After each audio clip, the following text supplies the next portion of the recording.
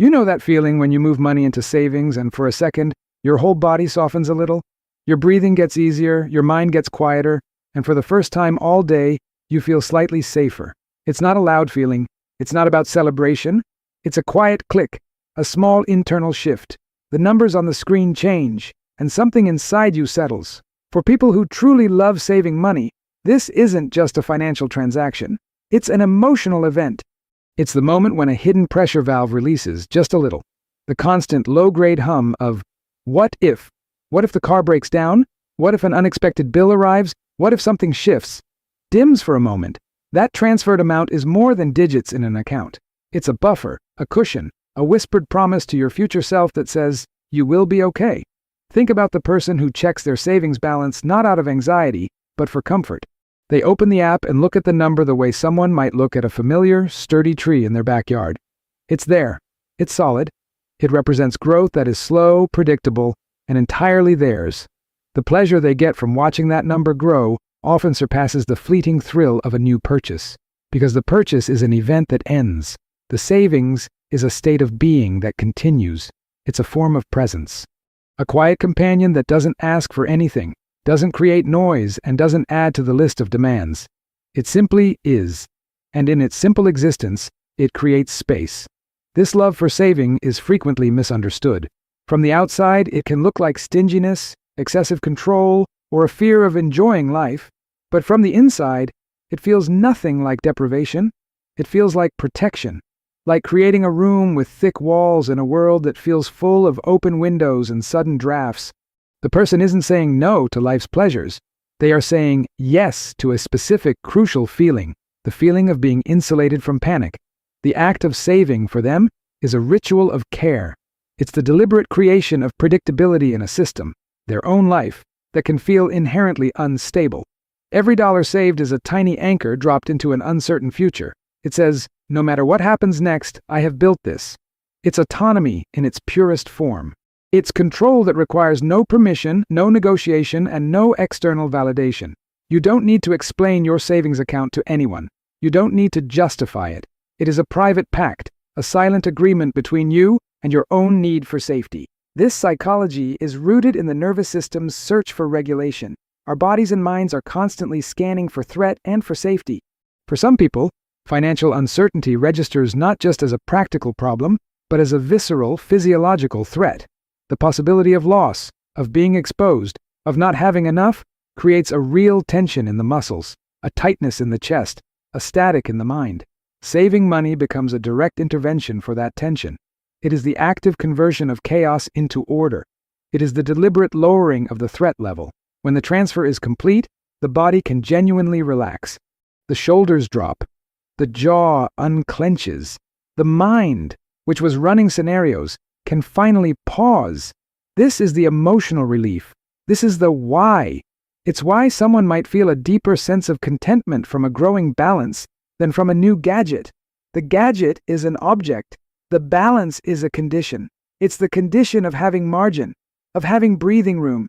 It's the space between your current reality and the edge of a cliff.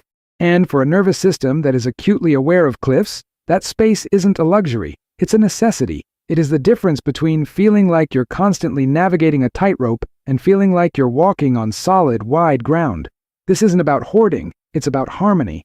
The person who loves to save is often trying to achieve an inner quietude. They are using a practical, external tool, money, to regulate an internal emotional state. The saved money is a reservoir of calm. It means that for now, nothing is urgently required. For now, the pressure is off. For now, you can just breathe. And if you've ever felt that specific relief, that quiet click inside when you save, you're not alone in that experience. It's a shared language for many. I'd love to know if this feeling resonates with you. If you've ever transferred money just to feel that sense of calm. Let me know in the comments below. And if these kinds of quiet psychological observations make sense to you, consider subscribing to the channel. We explore the human side of the things we do every day. So we begin to see that this love for saving is not a cold mathematical preference. It is a warm human strategy for creating safety. It is the mind's way of building a shelter. But where does this intense need for a financial shelter come from? What shapes a person to find such profound relief in the act of holding back?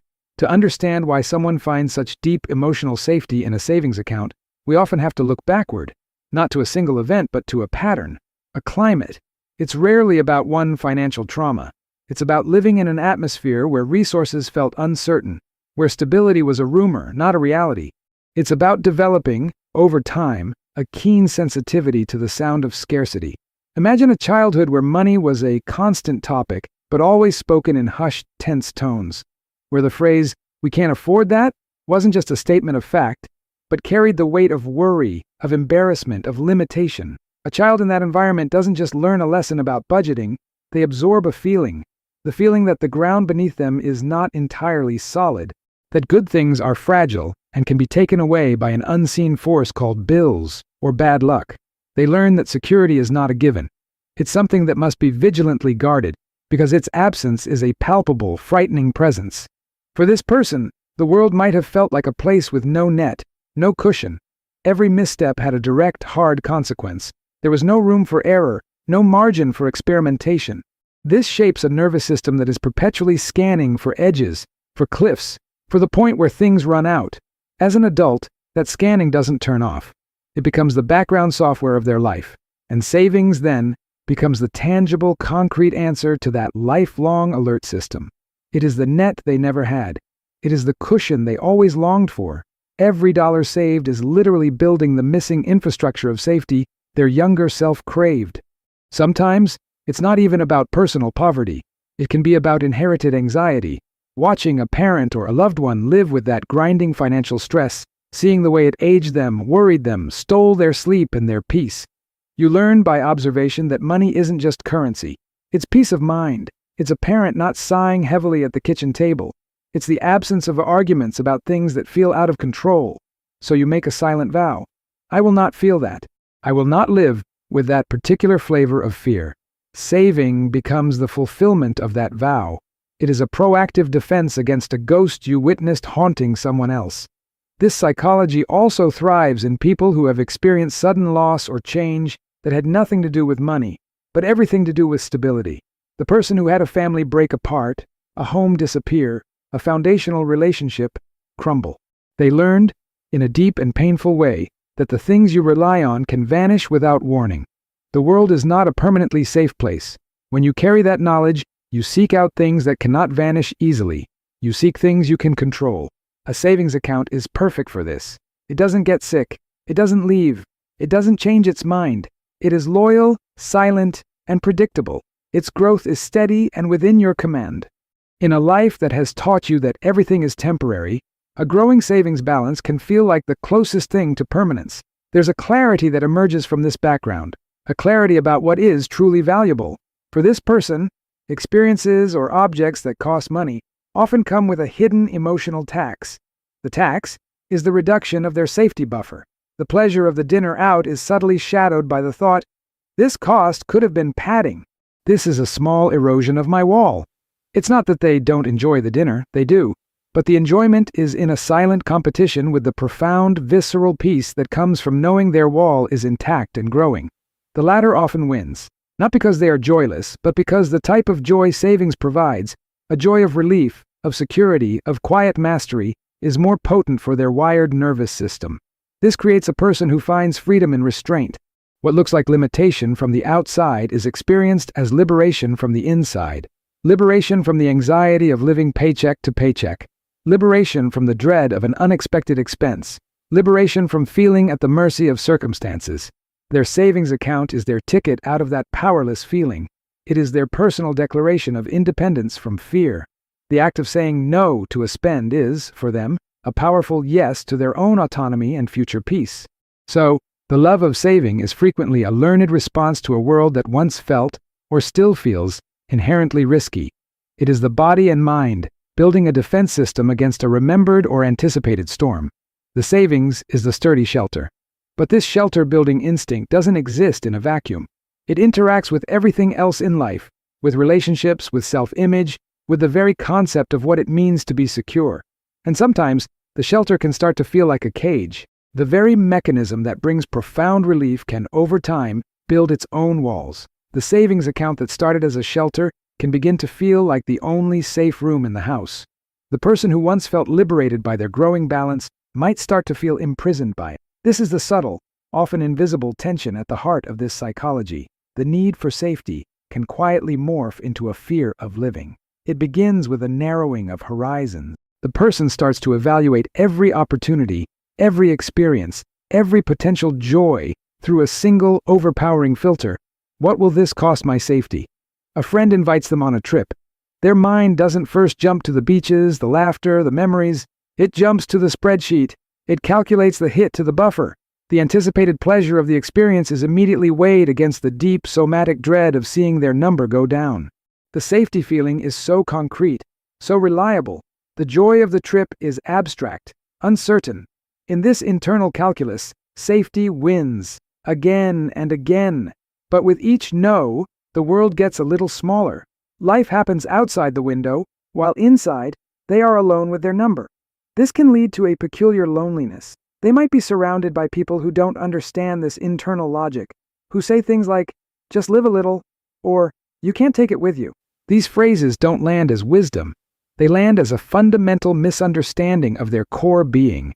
To them, it's like saying to someone afraid of drowning, just jump in the deep end, the water's fine. They don't see water. They see a threat, so they pull back. They stop sharing their real reasons for saying no. They make simpler excuses. I'm too busy. Maybe next time. The distance grows.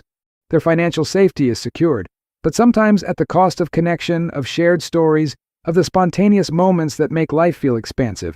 There's also a hidden burden of identity.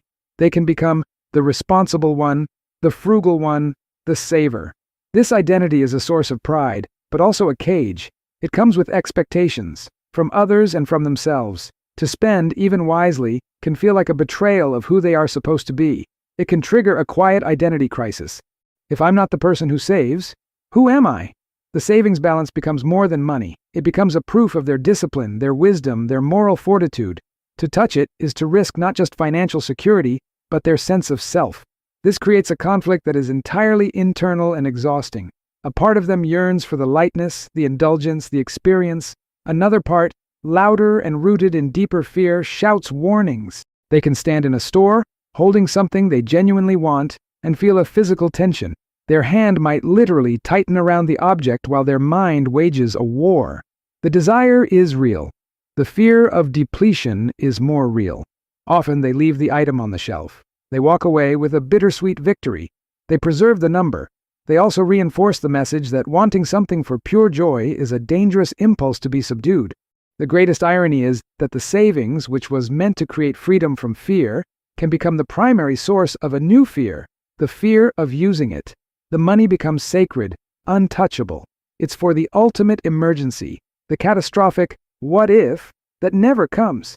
Meanwhile, smaller real-life opportunities for joy, growth, or relief pass by, deemed unworthy of breaching the temple walls. The person can end up living a life of deferred living, always waiting for a tomorrow that is secure enough, a safety that is complete enough, to finally begin.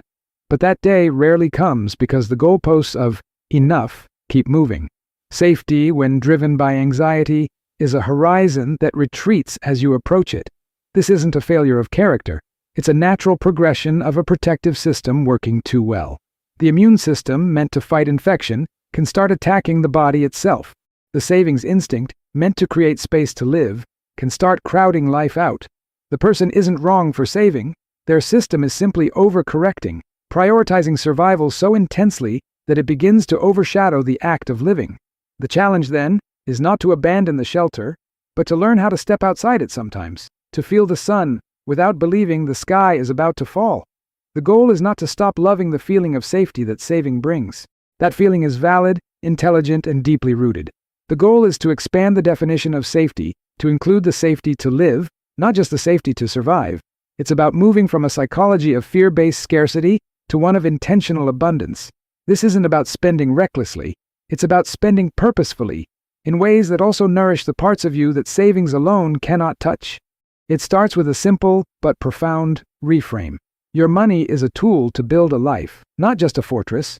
The fortress is important. It provides the baseline of security from which you can operate. But a fortress with no gates is a prison. The work involves building a trusted gate. This means creating a category in your budget and, more importantly, in your psyche for what we might call investments in aliveness. This is not leftover money. It is money assigned with the same intentionality as your rent or your savings transfer. Its job is not to grow a number, but to grow your experience of being human. This could be a small monthly amount dedicated solely to connection, to saying yes to the coffee with a friend you've been putting off, to buying the book that intrigues you, not just the one you need, to attending the concert of an artist you love. The amount is less important than the ritual.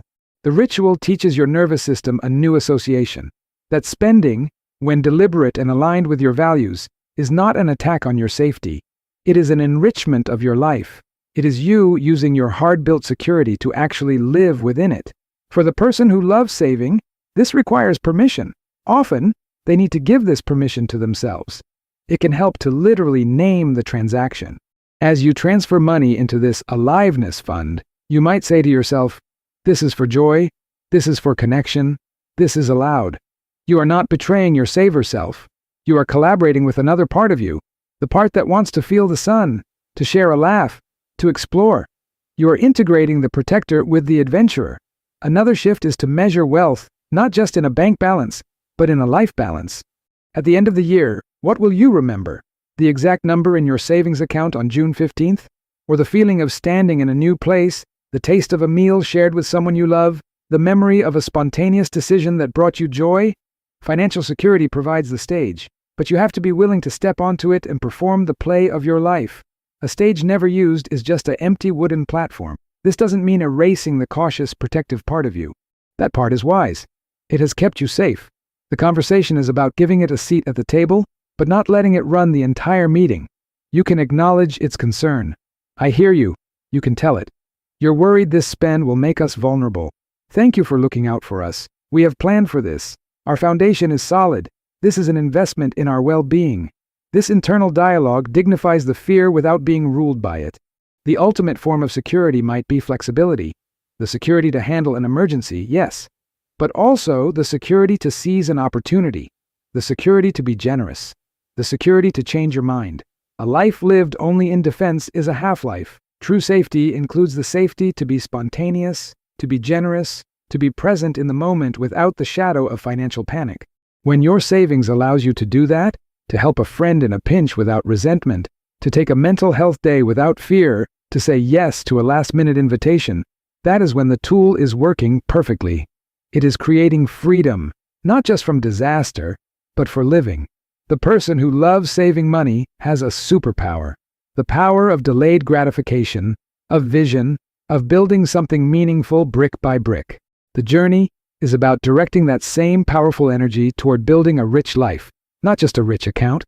It's about understanding that the deepest relief comes not just from a number on a screen, but from a life that feels whole, connected, and lived on your own terms. The savings account is the foundation, but you get to decide what kind of home you build upon it. If this reflection on the quiet psychology of money resonated with you, you're not alone. These are the subtle human dynamics we explore here.